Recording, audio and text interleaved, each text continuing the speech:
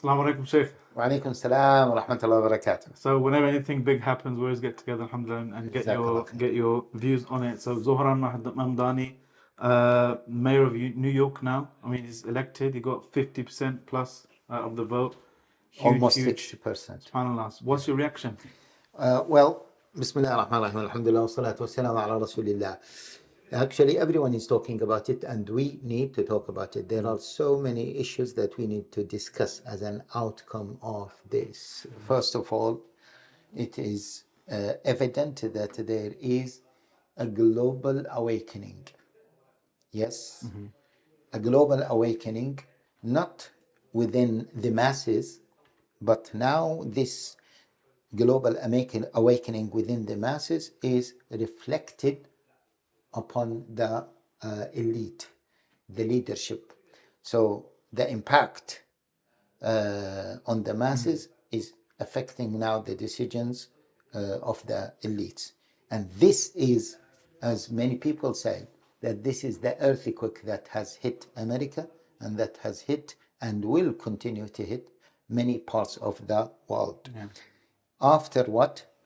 After the world have witnessed one thing that can be divided into two parts: the resilience of the Palestinians in general, and in particular in Gaza, resilience against the genocide, against the crimes, against the ethnic cleansing that has been carried by the occupation for 2 years minimum, and of course the previous years, 70 years of blockade and nearly 80 years of occupation. They've woken people up. That woken people up, the masses. Now, the masses this time has an impact on what? On the decision-making circles. Yeah? But let me just mention this. So the resilience of the Palestinians, number one, and number two, the injustice of the global system. The injustice of the global system and its inability to stop this genocide, its inability to establish justice, it is its inability to maintain the human rights that it's champions. Yeah. So why the United Nations was established? In order to what? To champion certain, as they say, human rights, yeah, and to maintain peace within the members or within the globe. But they found that the United Nations is incapable of achieving that. And also within that, they found that this system, I'm just rephrasing what some people have said, yeah, because someone might say, well, we did not see this being discussed. But these were the two main things: the resilience of the Palestinians and their patience, their steadfastness to defend their rights and to achieve their own independence against this genocide, these crimes. And secondly, the incapability of the global system to maintain the human rights that it claims or it promotes. Now, within that, there is a third point which is linked to that some people now felt that this global system is unjust because it gives the rights of veto for 5 major countries, and hence they can destroy any resolution that is trying to establish justice for any nation. And as I always say, this is the case with America, because America has more than 60 vetoes in favor of Israel, the Zionist regime. Of course, this is America, but we saw vetoes by the Russians. We saw vetoes by the Chinese when it comes to the Uyghurs. And we can easily see more vetoes by Britain, by France, by others. Now, is this a just system? whereby one nation can destroy the hope of any nation. Not just one nation, some people controlling one nation. Exactly. Who are giving the instructions. Yes, yes. So it can destroy their hope to live independently. Is this what they are talking about when they talk about human rights? Is this fair, etc.? Now, all of this, what pushed or wake up the what or woke up the masses, especially the young people, which is really amazing because they thought that the Z Gen, okay, and the Gen Z, sorry, the Gen Z, and they thought that the other young people, they don't care about what is happening globally, and they thought that they are controlling them. Yeah, they are controlling them, but they were shocked.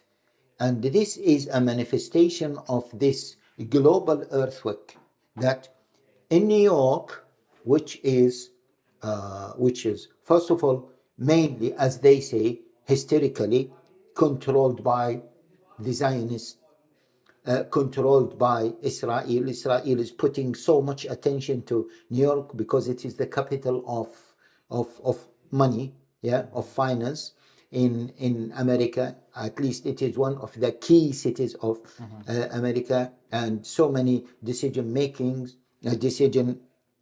are made in New York or through New York. So then, and they have been holding New York very strongly. None of the mayors of New York, as many commentators said, was anti-Israel. Yeah. I mean, that's when Zohran Mamdani became he was thrust into the international spotlight when he was the only one in the Democratic primaries, for example, debates, who refused to say, I'm going to go and visit Israel, I'm going to do this, I'm going to do that. So that any time he would say that, not only was that like a first historically for any New York candidate from New York mayor, but any time he said that, he'd go up in popularity in polls, which is another, which is a very clear evidence of this earthquake that is changing the world. So it is related, it is relevant to what's happening in Palestine. Definitely, and as they say, in the past, you commit suicide if you talk negatively about Israel. Suicide, yeah. Even Trump himself pointed to that. And now they said, oh, it is shifting, that it will be, yes, you will be committing suicide politically, political suicide, if you are what? If you are supporting Israel. How do you feel about that as a Palestinian? And so the first point is we need to understand that the world is shifting. Now, of course, many people, I'd like to say this, many people think, oh, yeah, Mamdani is not going to free Palestine. Who said that he's going to free Palestine? Who is going that he is going to bring independence to Palestine? Brothers, sisters, we are not saying this. We are not saying that as one silly person. He said he's not going to bring Islam to New York. Don't be silly. Don't be shallow. Look at the bigger picture. We are not. Okay, even in terms of his aqidah, in terms of that he is pro-LGBT, etc., we are not talking about that. We are talking about that this is a shock for the American establishment. This is a shock for the global establishment. And that shock, we should really build on that shock. We should build on that shift. Yeah. So many politicians and hopefuls are under the impression that if I say anything against the status quo when it comes to the Zionist occupation, then, like you said, political suicide. So now they can wake up and say, wait a second, you can get to a high office if you are anti-Israel, anti-Zionist. Excellent. Unapologetically, not like trying to be very... Excellent. Both sides. He's saying, I'm going to arrest Netanyahu. Yeah, if he comes. But it's about the policies about, Definitely. you know, Yes. practically, what are you going to do for the people that you're So, governing? so this is another major shift and another major positive consequence, what you mentioned. And also this is linked to another point, which is now the fear has been broken. The fear circle that whether young people or even politicians used to have, was completely broken after this, because they have seen an example of a person who openly, yes, The spell has been broken. exactly, and that's it. That's it. And that's why we would like to encourage other people to build on this. We Muslims should be strategic enough to build on this, because this is really a major shift. Now, and of course, we are not talking about Zohran Mamdani as one of the companions. We are not talking about him as a scholar. We are not talking about him as an imam. Of course, he has his own shortcomings. Of course, he will be as the lefties. Okay, he will be supporting the LGBT. He will be supporting some other agendas. Definitely, we are not talking about that. No one says that he is going to bring victory for Islam and Muslims. And we need to mention that no one person will change the whole world. But this is a stepping stone, and it is really a major stepping stone that we really need to build on it. This is one thing. How do we build on it? Okay. The other thing is this. How old is he? He's 34. Yeah. He was born in Uganda. He's from a normal family, not from the elite. It is not. He's not from within the establishment. Yeah. He was neutralized when in 1918. Naturalized, yeah. Naturalized. Sorry. He is not that rich. He did not receive. They said that most of the funds that he received from what? From the average people, the average young people. He built a grassroots movement. Exactly. And you know, he had 100,000 volunteers. I was going to mention this. That's crazy. No one maybe had that within that short period of time, because if you look at his background, he was not a politician. So he was new, but he came across as a genuine person, as a strong person, as a eloquent person, as a person who is standing for his principles. He understood the language of the young people, and this is a key point. He understood what? The language of young people. Also, he really managed to have a balance between the external or the foreign policy and what is happening in Palestine, etc., and also the local needs of the people who live in New York. So really, it is something that has to be studied, has to be taken into consideration. I also want to say that this, what I said about his background, he's not from the establishment, etc., and he managed to pull, as you said, more than 100,000 volunteers. This gives hope to many of our young people that if they have resilience, if they have intelligence, they can contribute in making a change, a shift. And this is a very, very important lesson for our brothers and sisters. Sheikh, you know something, it makes me uncomfortable when I see it online, or you just mentioned like some of these phrases that he's not going to establish Islam or something like this. Yeah. Sometimes when we talk about really far away goals like establishing the deen, you know, on a global level or unifying the entire ummah, we sometimes overlook certain things like what does it mean to establish the deen or Islam in my locality, in my life. Yeah. There's someone who is, you know, campaigning for justice, campaigning for fairness for people, you know, who are suffering the consequences, who are victims of billionaires, who are victims of an unjust economic system. He's trying to tweak it so that they can get some relief. They can, you know, they've been oppressed for generations. Isn't this from Islam anyway? Yeah, that's why I say, brothers and sisters, as far as we are moving in the right direction, we are victorious. Yeah, full stop.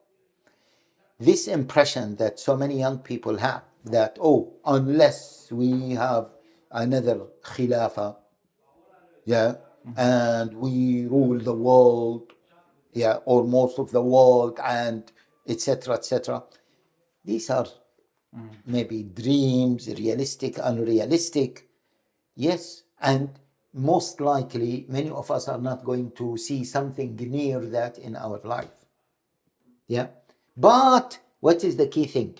Just to move towards what making Islam, yeah, relevant to the whole world, moving towards uniting the ummah, moving towards more justice for everyone, Muslims and non-Muslims, moving more towards a better understanding of Islam by Muslims and non-Muslims as well, moving more towards making the decisions in the hands of as-Sadiq al-Amin, yeah, Truthful and trustworthy. truthful and trustworthy.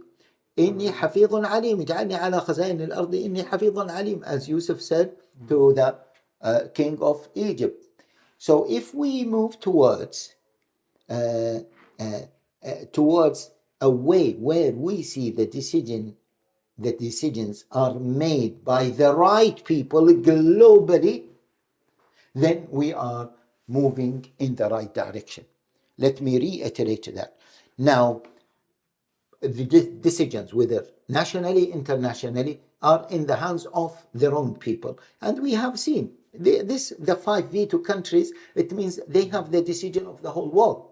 So they are not the right people to take such decisions. If we manage to put the right people in the critical positions, then we are moving towards the right, And the right people, in the right direction. You define the right people as people who are just, sincere, truthful, honest.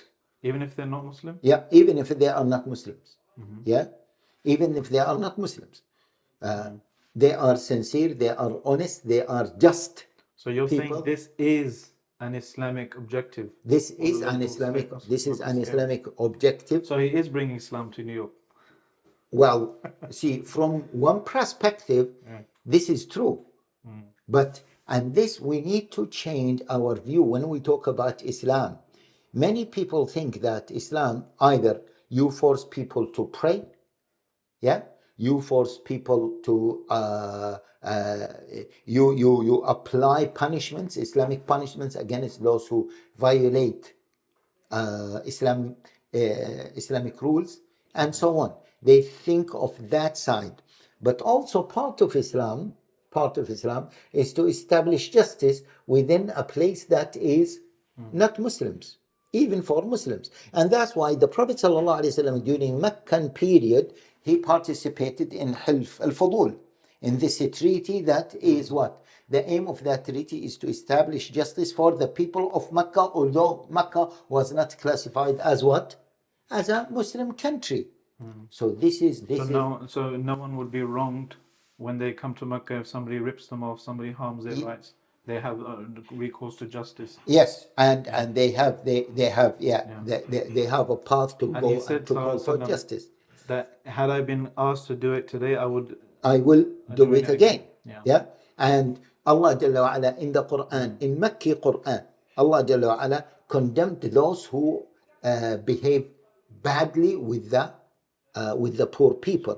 أرأيت الذي يكذب بالدين فذلك الذي يدع اليتيم ولا يحض على طعام المسكين فويل للمصلين الذين هم عن صلاتهم ساهون الذين هم يراءون ويمنعون الماعون. Allah Jalla wa Ala is talking about the bad akhlaq, in particular injustice to poor people in Meccan period, which means that bringing any level of justice, this means bringing Islam to that place. But see, this might make people afraid that, oh, Mamdani now is bringing Islam to New York, and they will start thinking, maybe we don't need to mention that.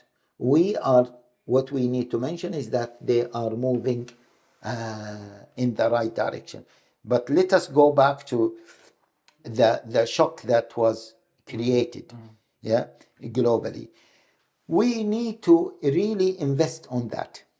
What do I mean by that? We mentioned one way to invest on it, to build on it. The other thing is we need, especially those who call for Islam, those who give da'wah, those who are public speakers, they need now to develop a discourse that is suitable for, quote unquote, the masses, the young people who strongly believe in human rights, who strongly believe in equality, who strongly believe in justice, fairness, etc. We need to develop a discourse that is suitable for them. And that is a challenge. And we need somehow to be able to contain them, to understand how,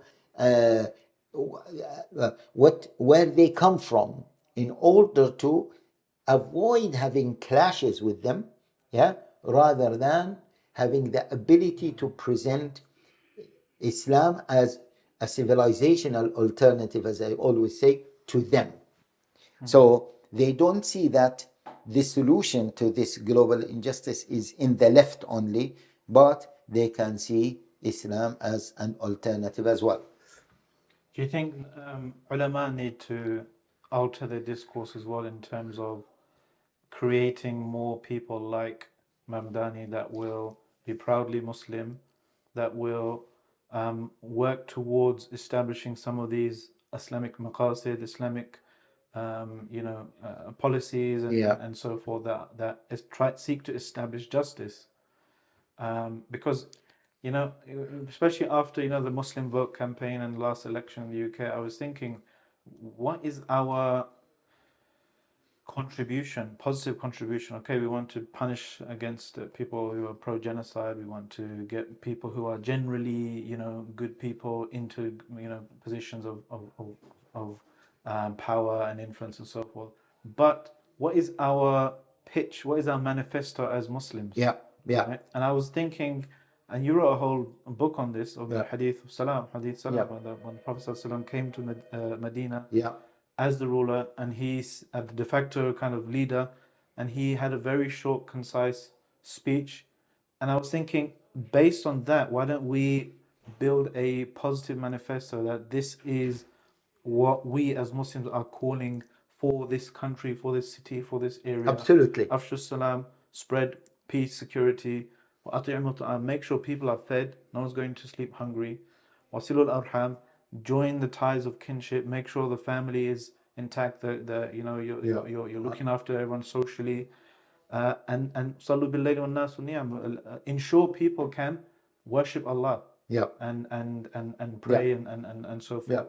So maybe this hadith, maybe something else, but we need something that really goes to the masses, because this is, especially economic issues, this is one of the things that is driving the thing that we're all scared about, far right, and all this kind of stuff. This is actually part of what I said. We need to change our discourse, or not to change, adopt our discourse, and we need to think of the wider society, and we need to think of something practical, as you said. So what is our manifesto as Muslims? Our manifesto as Muslims, and by the way, Mamdani has spoken about this clearly. So he understood that okay, we are New York not for sale, this okay. So, and he said why the rich people are getting richer in New York and the poorer people are getting They spent poorer. like tens of millions against him. Against billionaires. They said the 25 millions were spent against him. Bloomberg spent 13.3, if I'm not mistaken. To bring him down. To spread ads against him and yes, stuff. But his slogans, which are the slogans of justice, the slogans of Islam, that I want to improve the welfare system of the poor New York people. I will not burden them with more taxes. Yes, and I will give equal opportunities for everyone. So And we as Muslims, our politicians, we should, answering your question, we should develop young people who can adopt this language, and they can come confidently, come across confidently, and present this as the manifesto. What do you want? For example, if we prepare someone to be the mayor of London, what do you want for London? I want this and that and this and that. Okay, and I think if we manage to do this, I think this will be a great achievement. I mean, well, we have someone who they're touting as the UK's Mamdani, who is the leader of the Green Party, Zach Polanski, not Muslim obviously, but he's Jewish, his deputy is Muslim, and another one is Christian. But he's being, I was joking the other day saying he's a Jewish man that the media attacking as though he's a Muslim, because so many of the policies that he's coming with, they're very, to me, they're very Islamic policies, things that I think genuinely Allah will be pleased with this policy. You know? Like, obviously, like he's pro Palestinian, anti the genocide and so forth, which is really low bar to be, by the way. But he's pushing for things like a wealth tax, for example.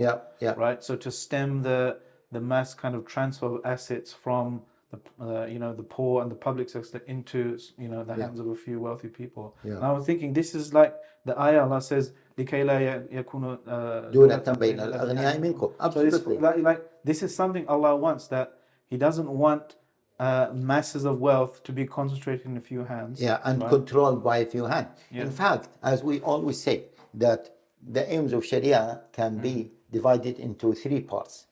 Yes? The glorification of Allah Jalla Ala, of course, through Tawheed, submission to Allah Jalla Ala, etc. إِنَّا أَرْسَلْنَاكَ شَاهِدًا وَمُبَشِّرًا وَنَذِيرًا لِتُؤْمِنُوا بِاللَّهِ وَتُعَزِّرُوهُ وَتُوَقِّرُوهُ وَتُسَبِّحُوا بُكْرَةً وَأَصِيلًا. This is the first one.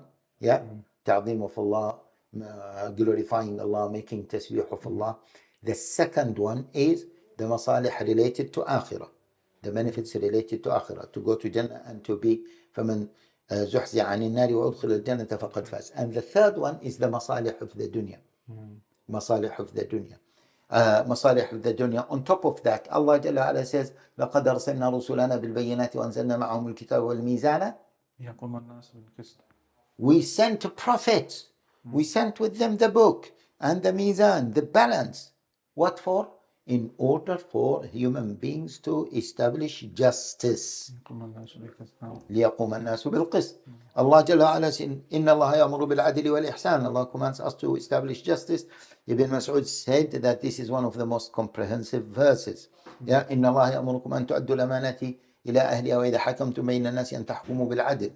If you rule between people, rule according to justice. So these are our three aims. And this division, this categorization, is very helpful, because you might not be able to achieve the glorification of Allah. You might not be able to achieve what? The masalih of the akhirah fully. You partially. But you can do well, what? In the third one. Bringing about justice, or working towards justice, or fighting corruption. Exactly. Even the first two, you can push for an environment where people have the freedom to worship Allah, teach people about Allah, call people to Allah. Definitely.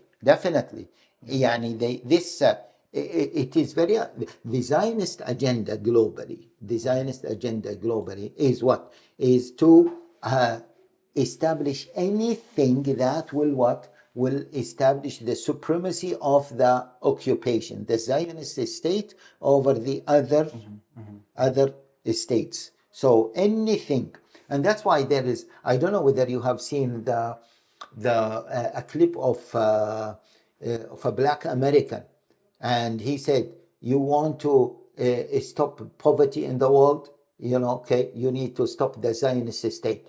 If you want to have a peace between Ukraine and Russia, you need to stop the Zionist state. If you want to achieve even more justice in Africa, you need to stop the Zionist state. Look, Trump recently, 1 week ago, he started to threaten Nigeria. that, listen, Nigeria, if you don't stop killing the Christians. Nigeria never killed the Christians, never mistreated Christians, but he has an agenda, because Nigeria is a strong Muslim country, although they are not declaring themselves as a Muslim country. It has a lot of petrol. They want to control that. Venezuela, why Trump is trying to wage war against Venezuela? We know that because of the reserve, the petrol reserve in Venezuela. And you see, there is a link, correlation. Normally you see that the Zionist agenda, the Zionist agenda, whether the Zionist in Israel or the Zionist in America, it is always anti-Islam, anti-freedom, even anti those who want to be independent from this agenda, whether they are Muslims or non-Muslims, like the Venezuelan president. So that's why it is all linked together, and this pushes us to start thinking globally as Muslims, to maybe work together with such countries, yes, in order to find a way to establish a more just system, global system. And I think Muslims are facing a golden opportunity to try to push towards a more just global system, and we need to seize that opportunity. بأنك تقبلني يا كريم